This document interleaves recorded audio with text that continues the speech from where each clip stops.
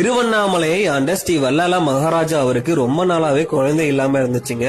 குழந்தை பாக்கியம் வேணும்னு சொல்லிட்டு அண்ணாமலையார் கிட்ட போயிட்டு வேண்டிக்கிறாரு. அண்ணாமலையார் குழந்தையாக அவதரித்து காட்சி தராரு. அப்புறம் மறைந்தும் போயிடுறாரு. யாமே உமக்கு குழந்தையாக காட்சியளித்ததால் உன்னுடைய இறுதி காலத்தில் நடக்கும் சடங்குகளையும் உன்னுடைய நாட்டையும் நான் பாற்றுக்கொள்வேன் என்று சொல்லிட்டு சிவபெருமான் போயிடுறாரு. ஒரு நாள் வல்லால மகாராஜா போர்க்காலத்துல இறந்து போயிடுறாரு. அந்த செய்தியை அறிந்த அண்ணாமலையார் மிகுந்த வருத்தத்துடன் அண்ணாமலையார் கோயிலுக்கு வராரு. ஒரு மாதம் கழித்து மாசி மகத்தன்று ஸ்ரீ வல்லால மகாராஜா அவர்களின் பள்ளிகொண்டாப்பட்டு கௌதம நதிக்கரையில் சம்பந்தனூர் கிராம வன்னியகுல சத்திரிய மரபினர்களால் சம்பந்த உறவு முறைப்படி திதி கொடுக்கும் விழாதான் மாசி மக உற்சவம். இப்பொழுது திருவண்ணாமலையின் அரசர் யாருன்னு பாத்தீங்கன்னா நம்ம அண்ணாமலையார் தாங்க அரசரா இருக்காரு. ஸ்ரீ வல்லால மகாராஜா அவர்கள் இறந்ததால அடுத்து அவருடைய மகனாக அண்ணாமலையார் அரசராக முடிசூடி கொள்கிறார். இந்த வீடியோ நிறைய பேருக்கு ஷேர் பண்ணுங்க, எல்லாரும் தெரிஞ்சுக்கிட்டோம். இந்த வீடியோ உங்களுக்கு பிடிச்சிருந்தா லைக் பண்ணுங்க, கமெண்ட்